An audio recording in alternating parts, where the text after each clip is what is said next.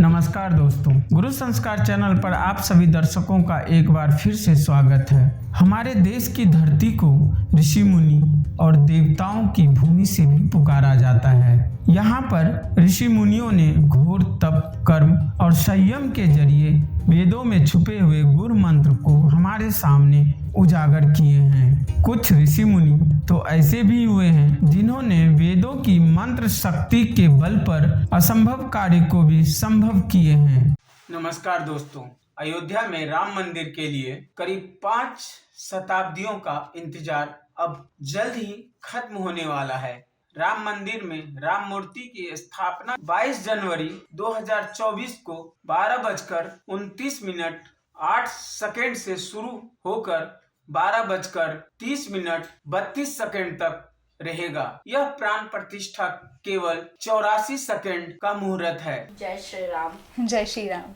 ये जो माहौल चल रहा है इस टाइम श्री राम का, क्या कुछ कहना चाहेंगी? किस तरह का प्यार मिल रहा है आपके ऑडियंस से?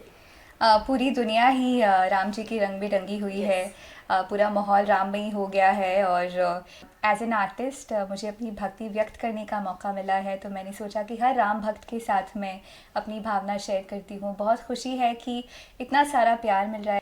बिल्कुल पूरा जो देश है वो राम रंग में रंगा हुआ है और बहुत सारे लोग अपनी अपनी तरफ से अपनी भक्ति व्यक्त कर रहे हैं।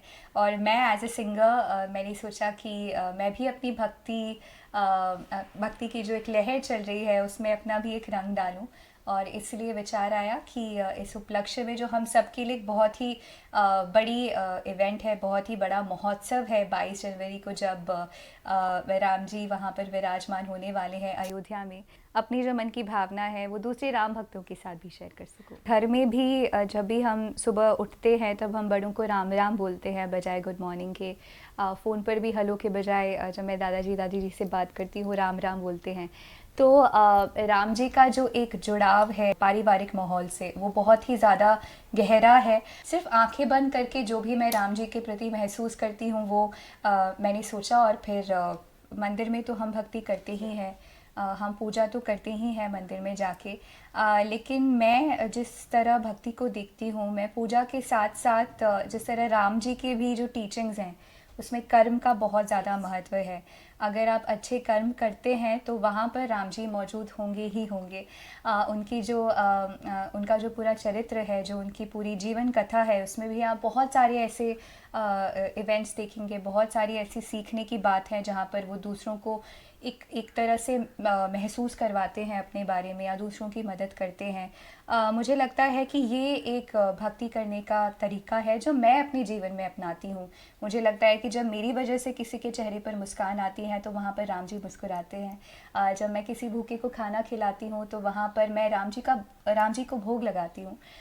तो मेरे लिए ये एक भक्ति का सोर्स है, पर्सनल भक्ति का रिप्रेजेंटेशन है। तो मैं जिस तरह से भक्ति की भावना देखती हूँ, आप मुझे मंदिर में खड़े हुए राम जी की पूजा करते हुए भी पाएंगे, साथ ही साथ हमारी गौ माता को खाना खिलाते हुए या छोटे बच्चों का पेट भरते हुए भी पाएंगे, और ये सब मेरे लिए भक्ति के रूप हैं। बहुत समय से हमने इंतज़ार किया था कि उस जन्मभूमि का उस भूमि का जो हक है वो उसे मिले, और वहाँ पर राम का ही वास था, राम का ही वास है और राम जी का ही वास होगा।